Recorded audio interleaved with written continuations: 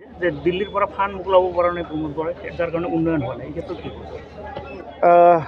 তেখেতে ফাণ্ড ওলাব পৰা নাই বুলি ক'ত গম পালে আৰু উন্নয়ন হোৱা নাই বুলি কিটো লৈ পেলাই ক'লে?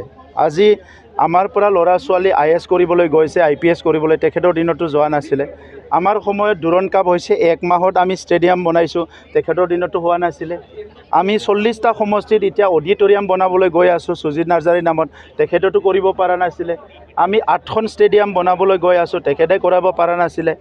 আমি মানে এতিয়া 5খন চিনেমা হল বনাবলৈ গৈ আছোঁ, আমাৰ ৰিজনেল ফিল্মবিলাক দেখাবলৈ জাগা নাই, তেখেতসকলে এইবিলাক কৰা নাছিলে, আমি কৰি আছোঁ। গতিকে তেখেতে কেনেকৈ গম পালে যে উন্নয়ন হোৱা নাই বুলি কিনে? উন্নয়নটো বহুত হৈছে।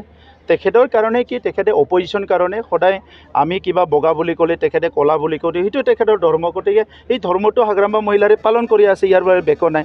এতিয়া আমি চব তথ্য ল'লোঁ, সদায় 1000 2000 জইন কৰা বুলি কৈ থাকে, নিজৰ দলৰ মানুহকে জইন কৰায়, নিজৰ মানুহকে ঘূৰাই ঘূৰাই জইন কৰাই থাকে আৰু ৰাইজক দেখাই আছে যে মই বহুত ষ্ট্ৰং বুলি কেনে। হাগ্ৰাম্বা মহিলাৰীৰ অহা পাৰ্লিয়ামেণ্ট ইলেকশ্যনতে টাৰ্গেট, তেখেতে 2টা সমষ্টিতে খেলক, 2টা সমষ্টিতে হাৰিব। ইয়াৰ পিছত আৰু তেখেতৰ দোকান আৰু চিৰদিনৰ কাৰণে বন্ধ হৈ যাব। কোকৰাঝাৰত যিহেতু আছে অলপ পিছত কম আলোচনা কৰিম।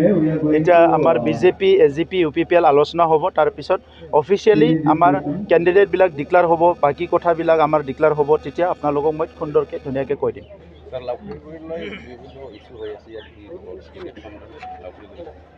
এভেকশ্যনটো আমাৰ কোনো এভেকশ্যনৰ ইণ্টেনশ্যন নাই, কিন্তু ফৰেষ্ট এৰিয়াবিলাকত কিছুমানে ইছ্যু কৰিব পাৰে, আৰু যিটো ইছ্যু কৰিছে এইটোতো ভাল কথা হোৱা নাই।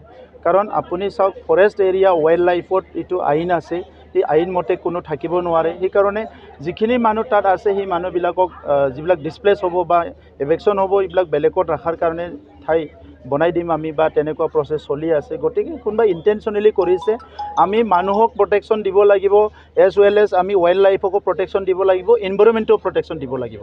গতিকে যিসকলে ইছ্যু কৰিছে, অনলি পলিটিকেল ইছ্যু কৰিছে, তেখেতসকলৰ না বৰ্তমানক লৈ চিন্তা আছে, না ভৱিষ্যতক লৈ চিন্তা আছে।